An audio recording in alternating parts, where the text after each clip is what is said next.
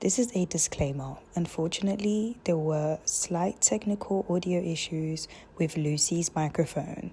So apologies in advance if you are hearing some words badly or not properly, or it's just a bit messed up. We do apologize, and hopefully the next episode we won't have this issue again. Enjoy the pod.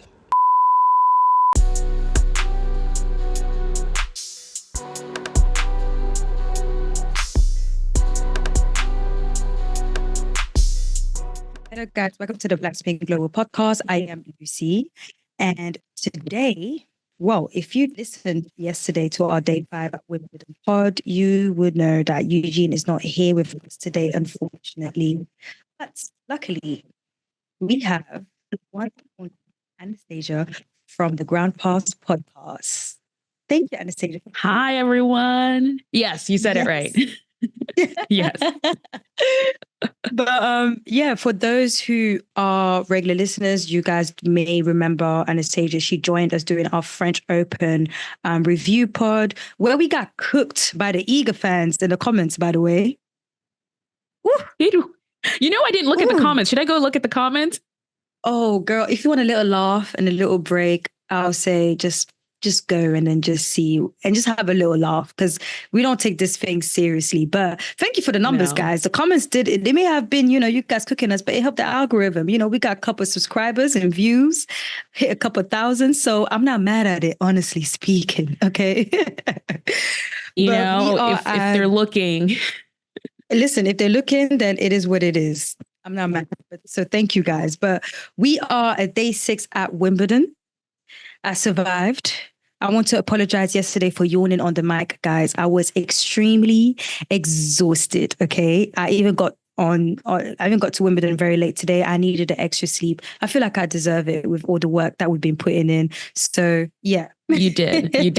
No, you definitely did. Guys, if you have any little insight into what it takes to cover a tournament and all these matches and press conference, you will know that you deserve the rest. You deserve the rest, Lucy. Thank you.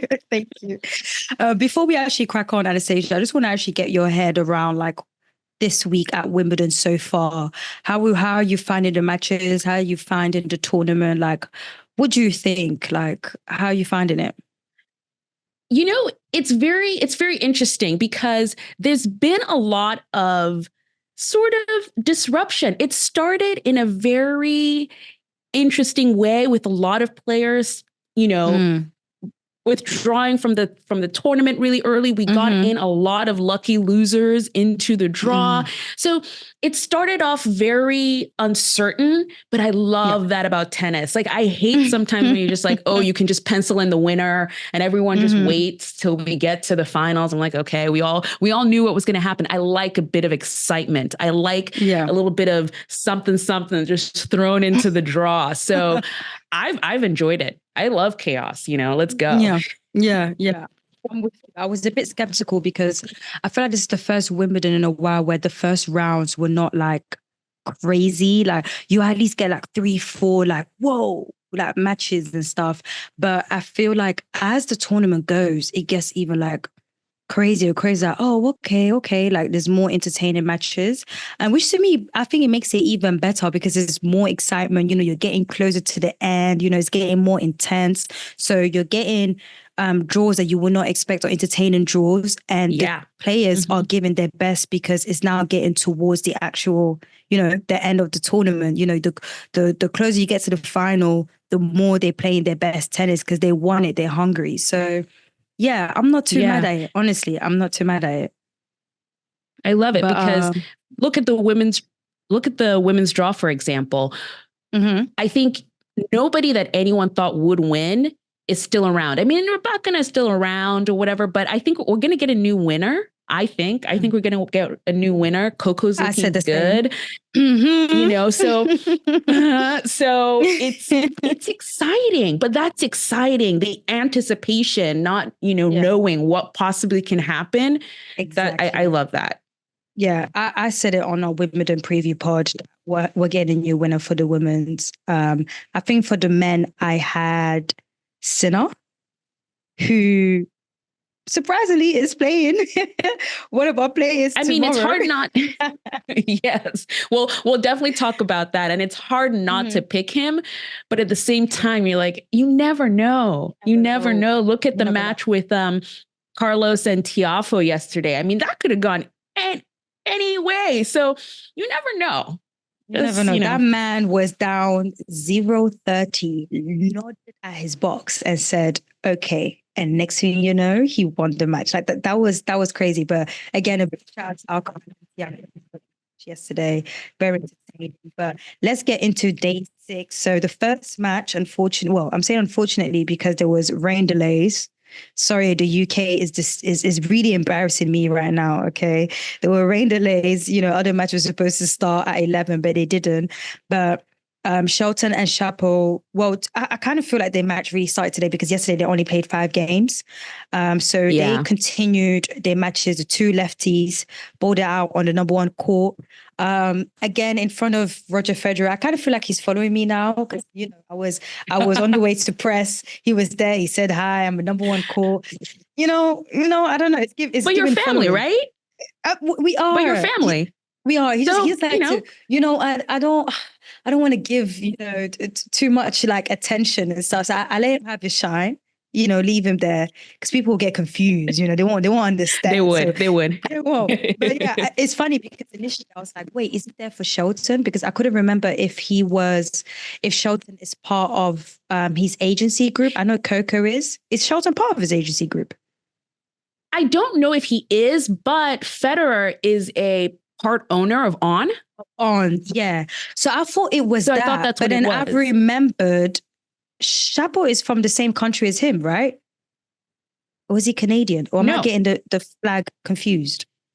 Yes, Chapo's Canadian. Okay, wow, this is very unprofessional from me. My geography is not that bad, guys. I swear it's just the fatigue. I was like, wait. It's we're gonna excuse it to the tiredness. We're tired. Yes, please, guys. But because I was like, wait, because I was confused. I didn't know why like he was there and stuff. But then I was like, is he part of the agency? But again, probably the On thing. But I saw him clapping for Chapo sometimes, so I'm kind of confused. Like, Federer, get it together. I think it's the On thing. It's possibly to watch Andy if he did play on court 1. I'm not sure. Oh, that's a good shout. That's a very good shout, actually, because in terms of football, they played against England and they lost. So I thought he would be there, like watching that. I mean, he was nowhere to be found during that match. And I know right now he's probably more upset because they lost. Shout out to England. It's coming home. But yeah, regarding the Chapo and Shelton match, very entertaining. Keep in mind that he hasn't really had a break because there were so many rain delays and stuff. So he had to stop and go, stop and go, stop and go. Lucky, to be fair, yesterday he kind of had a rest because again, it was only 5 games. So it wasn't that long. But still he did that. But yeah, the first set, I remember he went into a tie break. Very close. We lost that. And it's like losing that first set really filled him up. It was actually just crazy. And I kind of felt like it's like Chapo gave up kind of easily on that second set. I had the vibe of like he underestimated how much Shelton would level up. I don't know if I don't know. And it was really weird because I'm like, okay, like, come on, you, fair enough. This is his second year, but he's done more than enough for you to see that he's not here to play. Like he's here to win. Yeah. And I think it also was, I mean, at least from what I was watching, it's almost like Chapo thought he would have a response and whatever that wasn't working. And there was a bit of frustration there. That's so I think, I don't know if he thought completely like, okay, maybe Shelton wouldn't bring it. I thought he just assumed his game would be enough, whatever idea, whatever plan he came up with. And when that didn't happen, he was kind of like, oh, and but there was no switch around. There was no sort of like, let me try something else. I get what you're saying because it felt weird for a second there. It was kind of like, well, are you going to try anything else? Like, what are you going to do? Yeah, but either way, Shelton just breezed through. It kept going up and down for both of them. But then after, like, I honestly don't know how he did it, but he did it well, man. Like, I think Chapo just had no more in him anymore.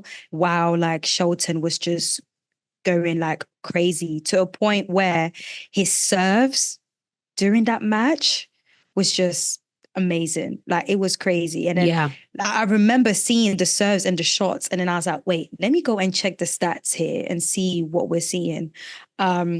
I go and then I see that he actually tied with Giovanni with the highest amount, like the highest speed serve. And please keep in mind that Giovanni actually is a big server. Like, he's having all the attention right now because of his serves. So yeah, the highest serve speed is like 140 miles per hour. For those who wanted in kilometers per hour, that's 225.3 kilometers per hour, which is honestly crazy. And I actually did ask him about this. So I asked him, like, I told him, like, your time with someone who has such a big serve, and how that's affecting his game, and if he like expected that and stuff. And this is what he had to say. Yeah, I've really been focusing on trying not to hit big serves during this tournament. I think that 3 out of 5 sets, playing a lot of matches, you want to try to save your arm as much as possible. And my off-pace serves have been working really well. So I've been trying to mix it up and change it up. But I think it's important every once in a while to speed it up and show the guy that I can hit the serve this big, so you do have to respect it and be ready for it. So, I know that I have that in my arsenal, and know that I have bigger serves than that also.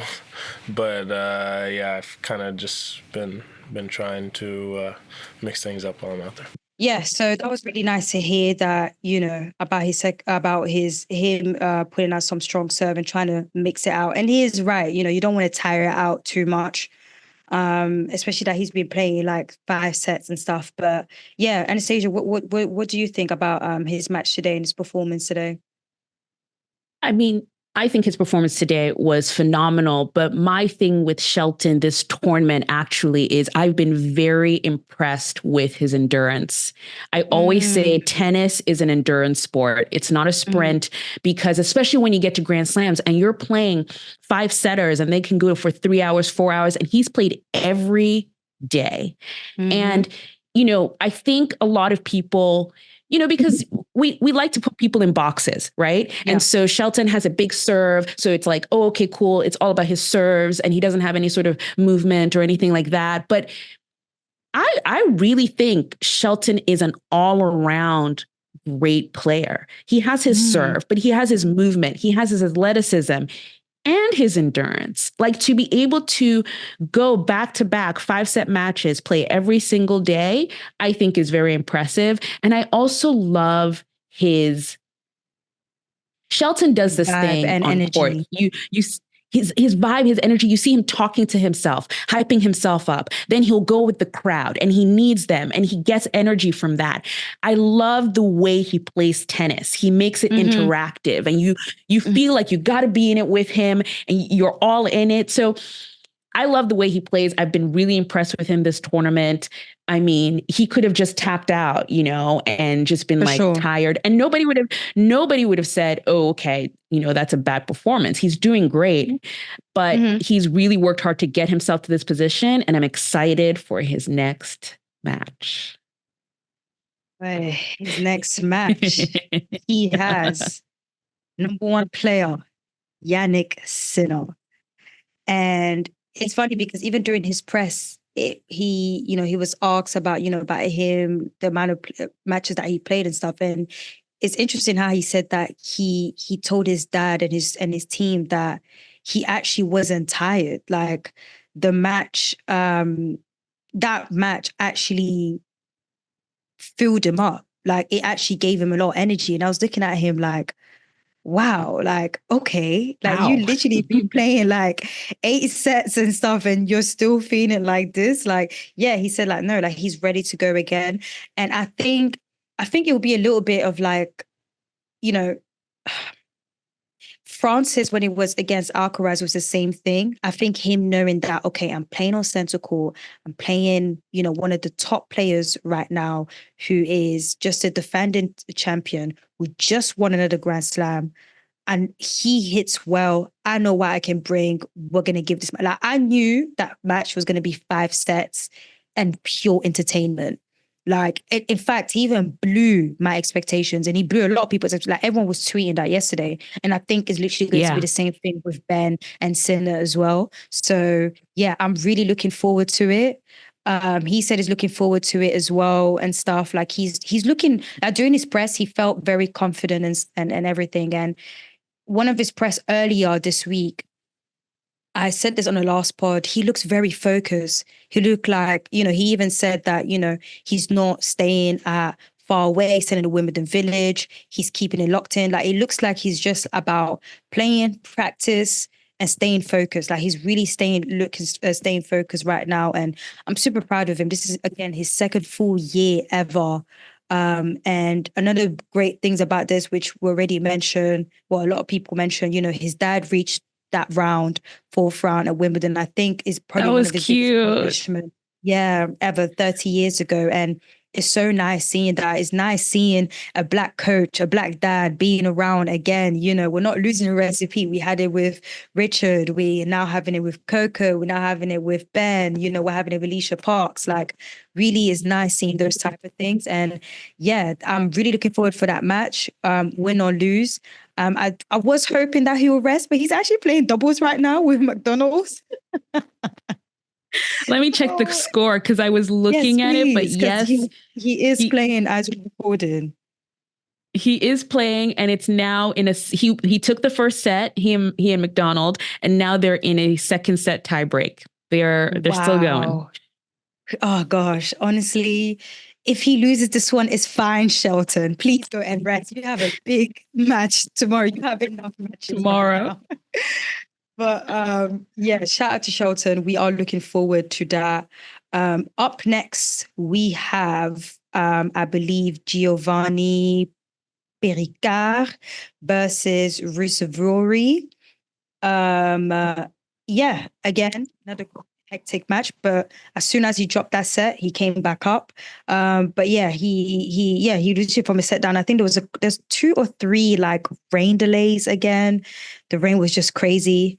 Yeah, so 5 sets are in round 1, 3 sets are in round 2, 4 sets in round 3. So it's like he got his experience, all around with that. Yeah, but yeah, this match, again, to be fair, it was for me to pick out that match because it was the same time as Shelton and Chapo, and it started later. It didn't start as early as planned. But one thing I did notice during his match was that, and a lot of people noticed as well, was during like his, it wasn't just about his first serve, it's actually about his second serve, which he was asked about during his press, and this is what he had to say. I mean, I tried to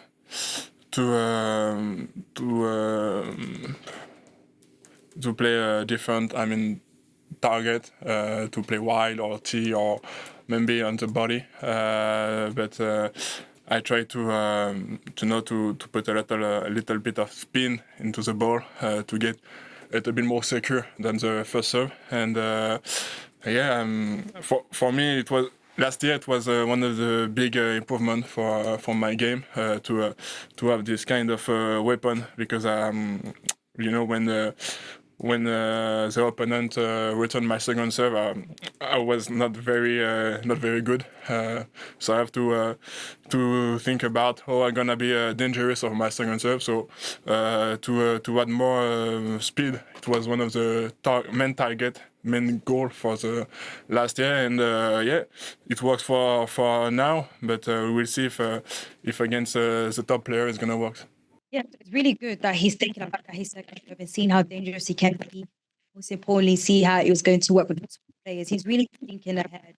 I would love to pick up his coach brain as well. He did an interview a couple of months ago when he won the Lyon Open. He spoke a lot about his coach and stuff, and I would love to ask him questions about that. Maybe they'll be working on it. But yeah, sorry guys, unprofessional of me. I did not actually named the score of that match. So that match was 4-6, 6-2, 7-6, 6-4. So yeah. Major announcement.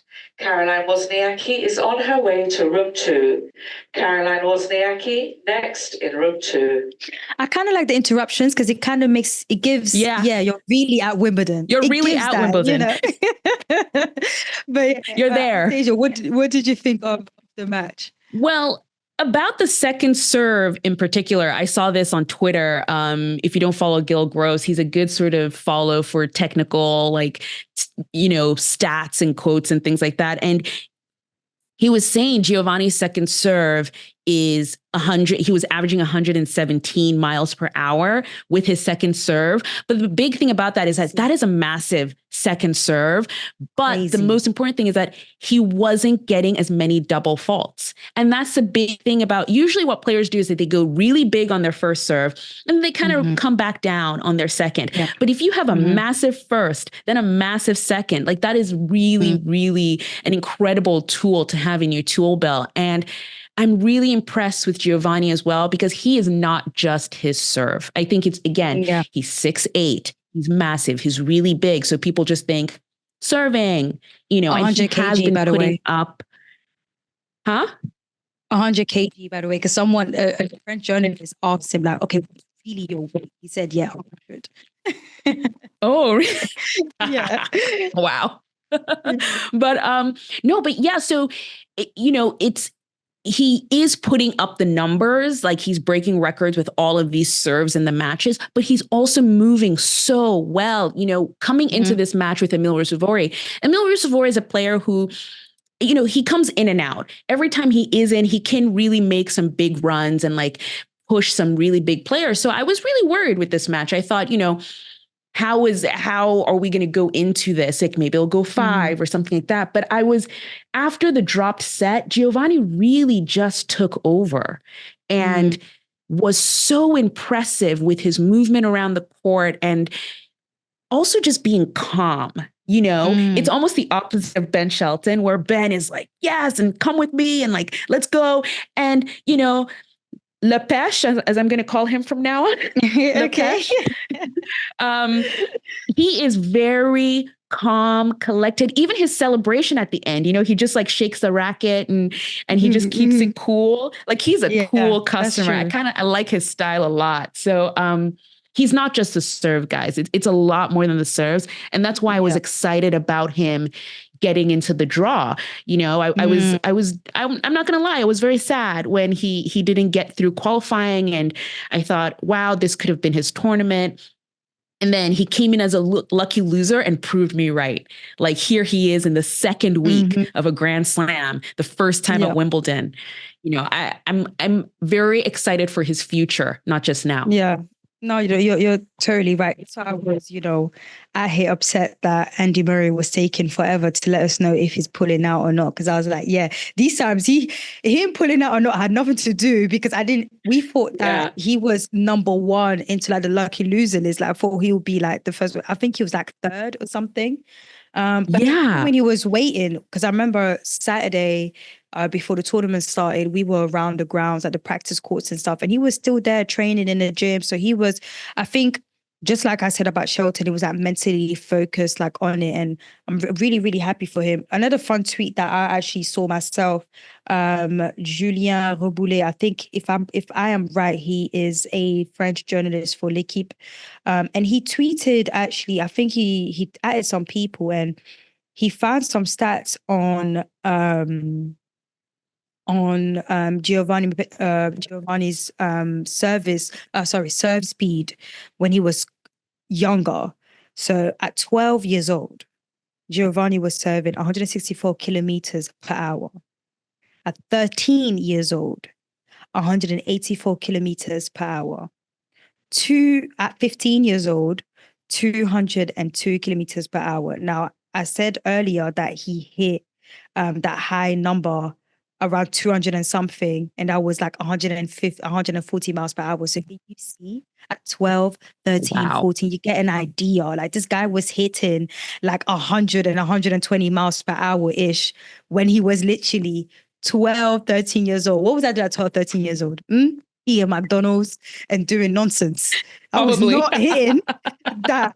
That is crazy. But like you said, I'm really happy how you mentioned the other stuff because yes, his serve is the big thing that everyone talks about. But it is important to point out the fact that he moved so well on grass. And it's funny because I watched him at Queens and I remember messaging my friends and telling them like, Giovanni's actually going to be a problem on grass. And even his match before Shelton, I was like, he's going to beat Shelton. And a friend of mine was like, nah, you're talking crazy. Like, what are you talking? I was like, I've watched both of his qualifying matches here. I am telling you, this guy is going to be a problem. Like, he has it. And what did he do? He even blew my mind. I did not even think he would even make it this far, but I'm not surprised, but it's like, it wasn't even in my mind that it could be possible, but not because he can't do it, but it just didn't click to it. But I'm not surprised that he's here, if you get what I mean. So yeah, No, like totally, I'm really yeah. happy for him. I think, well, at that time when we did the rundown, it wasn't sure about, oh yeah, even during his conference, it wasn't sure who he was playing next because they were still playing. Let's see if I think they're still Is it playing. Are they still playing? Yeah, we're still waiting. Let me look. We're still waiting. Yeah. Let's see how they playing now. Oh, actually, well, is confirmed. Is going to be Musetti. Oh, it is. Yes, Musetti just won his match 6-2, 7-6, 6-2, 6-7, 7-6, 6-3 against Comesana.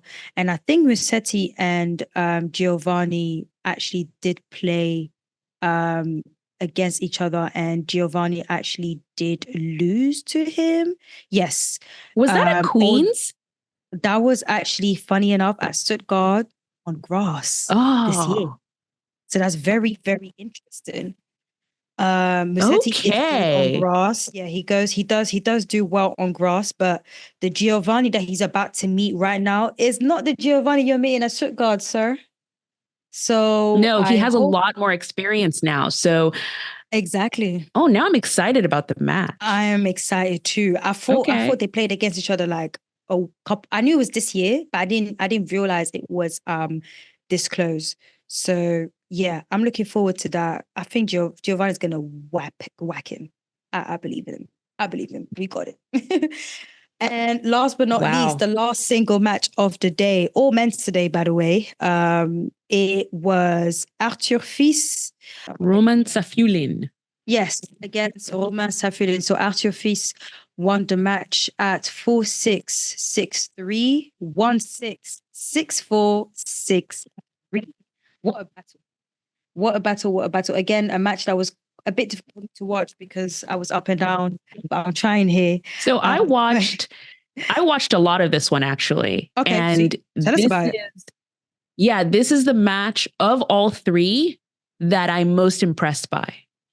Because Roman Safiullin is just that guy. He will pop up on the draw and he will mess it up. He was like, oh, your fave? Got it. Gonna take care of that. I think it was Paris Masters, second round. He took out Alcaraz.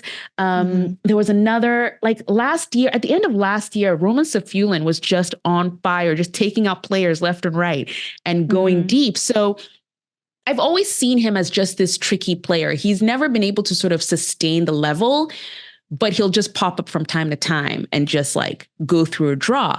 So when this came up, I thought, ooh, tricky, very tricky. And as the match was going, I think it was tricky and R2 was in trouble. Like he was in trouble. I think he was 2 sets to 1 down. And I was like, oh no, here we go. His recovery is the most mature I've seen Arthur Fils in his whole, in as long as I've been watching him, because I think we forget, and I think it is easy to forget. He's a baby. What is he? 20? 19? I think he just turned 20 or he's about to turn 20. I think we literally forget because his maturity and his face, he does not look 19. Yeah. So even when I see the girls going on like, oh my gosh, he's so cute. I'm like, girl, calm down. Like, that is a kid. He is 19. There's teen on baby. His age. Yeah.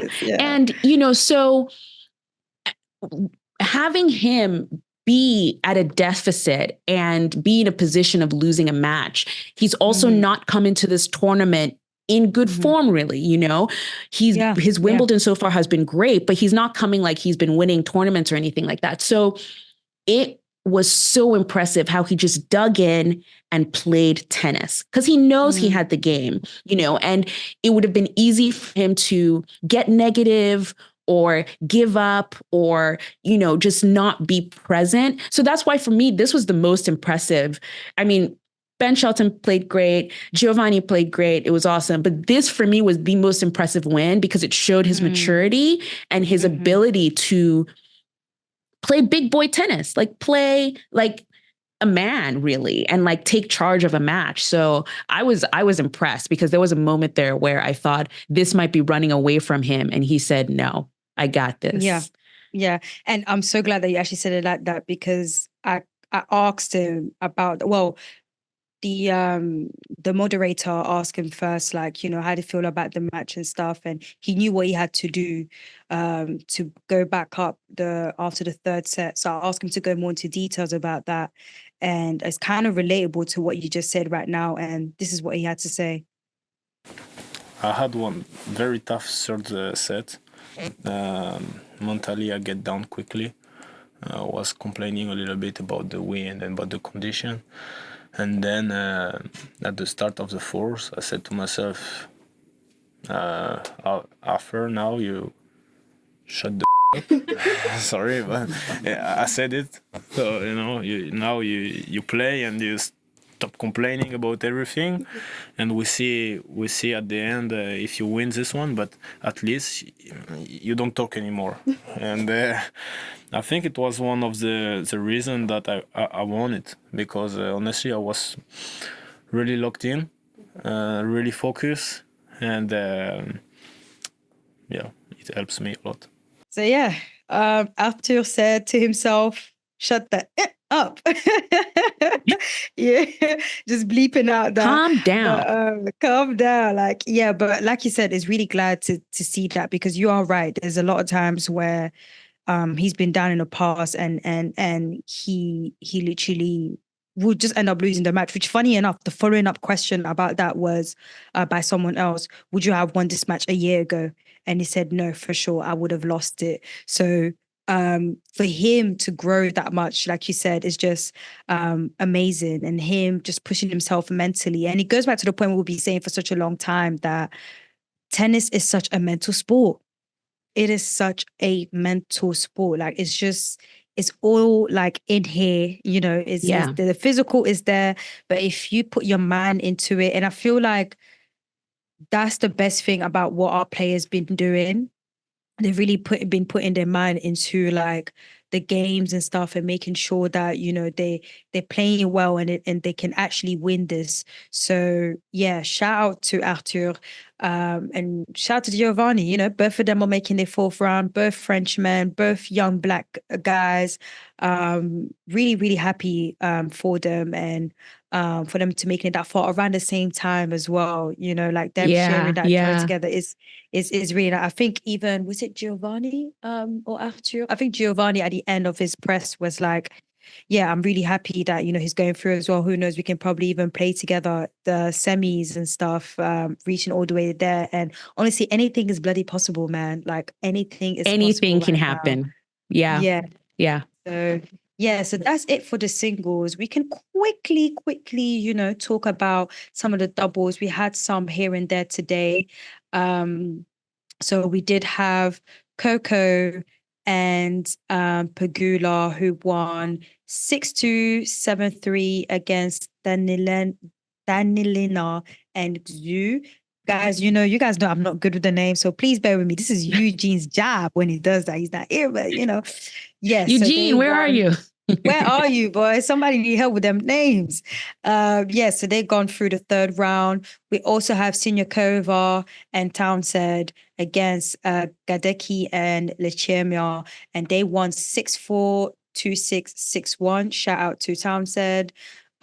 We also have Sarah Rani and Paolini, who won their match against Siskova Kologia. Woohoo! Okay, let me try here. Miriam Kolodziejczova. And if I got that wrong, I completely apologize. I know someone's making fun of me listening to this. Like, girl, you need to stop saying them names. And don't worry, I will stop once Eugene is back. So Sarah and Paolini won their match 6-1, 6-4. Who else? I think that's it for the doubles. For now. Asia. Yes. Asia Muhammad and Ben Shelton are still ongoing. So their matches are still going right now, playing doubles. Yes. So good luck to them. Hopefully they can get them in. Just one shout out for the juniors. We do have, I had it here. I cannot find it. Is it Oluwadare? That's it. Yeah, Oluwadare. Yes. I actually walked past her, but because she's a junior, I didn't want to make it seem like it's inappropriate because obviously she's a younger player. But yeah, shout out to her. She did won her match here against Caitlin Rose, and she swang through, 6-1, 6-2. I actually did want to go to her match, but it was doing press conferences. But yeah, it looks like here her numbers are looking really good. Net points looking good. First serves in 86%. Couple winners. She looks like the unforced error was a bit high, but yeah, it looks like her serves really helped her this match. But yeah, looking really good. Looking forward to hopefully I can be able to catch some of her matches here. But yeah, shout out to the juniors. But yeah, that's pretty much it for today for now. Again, some matches been delayed. There were some interesting upsets today, non-black spin. I think we can talk about that very quickly. Ons Jabeur. Iga Świątek is out. Iga Świątek is out. I walked past Putin I nearly was like, yo, I nearly wanted to dap it up, you know what I mean? Respectfully. Iga's out 6-3, 1-6, and 2-6, which is crazy. But then again, it's not really surprising, is it?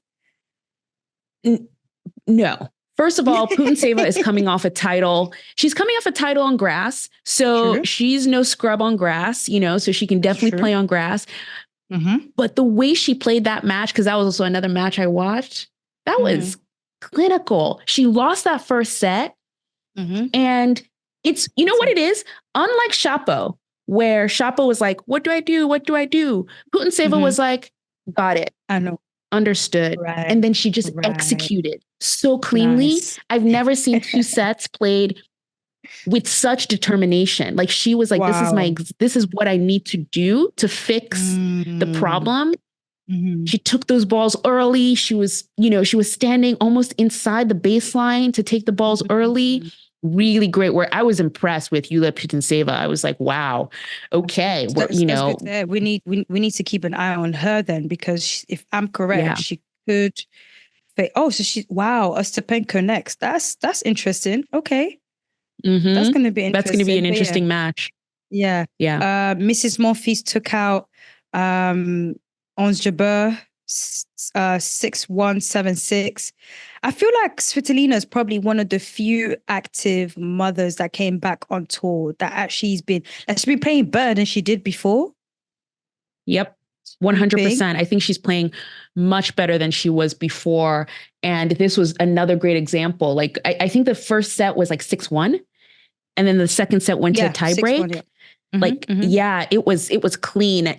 Probably Ons wasn't playing well to start, but Svitolina just came out. She's just been more aggressive. Like she starts more aggressive than she did before.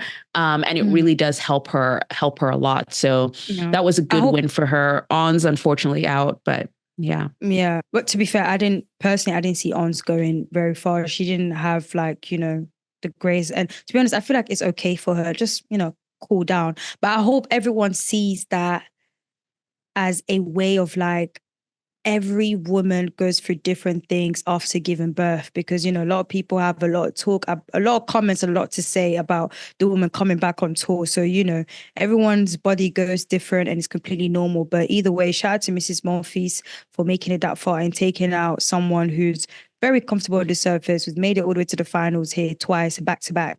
So yeah, that is not that easy. So yeah, shout out to her. And as of the matches tomorrow, tomorrow we have Navarro versus Coco Gauff on centre court. Going to be very interesting because Navarro was playing like crazy against Osaka. So I hope Gauff and her team have done some nice game plans and focus a lot on how to beat that. Number one court, we have 2 matches back to back. I'm very sad about this because it means, unfortunately, one of our girls is going to be gone, which is Jasmine Paolini versus Keys. It's going to be interesting. I think the reason why it's going to be interesting is because this is going to be Keys' toughest opponent so far. Keys, who hasn't dropped a set yet. And I remember saying this on a pod, that was the same case last year. She went through Eastbourne till she lost at Wimbledon, I believe, to Sabalenka. And that was the only time she dropped a set. Like, she didn't drop till then. It's the same thing here. So Paolini will also have to work hard for this, but Keys needs to keep in mind that, you know, Paolini's been on fire. And then after we have, to me, I believe will most likely be the match of the day tomorrow, Sinner versus Shelton. But yeah, that's going to be interesting. We haven't released the rest of the order of the play. That's how you know that today I'm finally done early. But those are the single matches for now, tomorrow. But yeah, what do you think about those matches? Which one are you looking forward to the most? I mean, it's going to be Shelton and Sinner. Like, you know, I saw them play at Indian Wells and I thought, you know, I like seeing how players come back and play the same person. You know, I think Shelton lost that match at Indian Wells, but I wonder what has he changed coming into a match with Sinner now again? Like, what will be different? Will he have a different game plan? I love watching those sort of matchups between players. And I think Sinner and Shelton is a great matchup. And I want to see that match as much as possible. 100%. So that will be mine. But the close second, if not same level, has to be Coco Navarro. Because Navarro is tricky, man. She comes out of nowhere sometimes. And I think she gets a lot of slack. Like, people say, oh, she just plays the lower tournaments. I'm like, she's been building and growing and getting better. So I think no one should just think she's going to come in and make it easy, you know? But I think 100%. Coco, man, she can move. Yeah. You see how Coco can move. The last match? Just, it was like butter. Like, again, forehands working, movements working. I don't know, you know, you're going to have to do a lot to take Coco out. So I'm leaning towards Coco in that one for sure. But it will be a tough match, I think. But yeah, those are the 2 tomorrow that I'm definitely looking forward to. And Madison Keys on grass, it's her home. She loves it. She loves grass. So I think it will be tough for Paolini, but then Paolini is such she is my favorite, like, new entry into like the top of the WTA because she worked for it. And she's someone who, I think every time I look at her, I'm like, oh, she's great on hard. And you're like, oh, no, she's great on clay. And now here we are on grass and she's in the second week of Wimbledon. Like, what is, she's crazy. Good at everything. Yeah, basically. And she's like 5'2", 5'3". She's so tiny. And you're like, how are you doing this? But, no, I love Paolini. I love her energy. I just love the way she plays as well. So that's just going to be tough because we'll lose a player there. Exactly. But it'll be interesting to see how it goes, you know? It'll be fun to see. And we'll be here tomorrow to give you all the updates on that. Anastasia will be joining us again. And I'm so looking forward to that. So yeah, guys, thank you so much for listening. And we'll see you tomorrow at day 7 at Wimbledon. And I'm going to get some sleep. So I will be well energized and well nourished and ready to give you your pod. Thank you so much, Anastasia. Yay.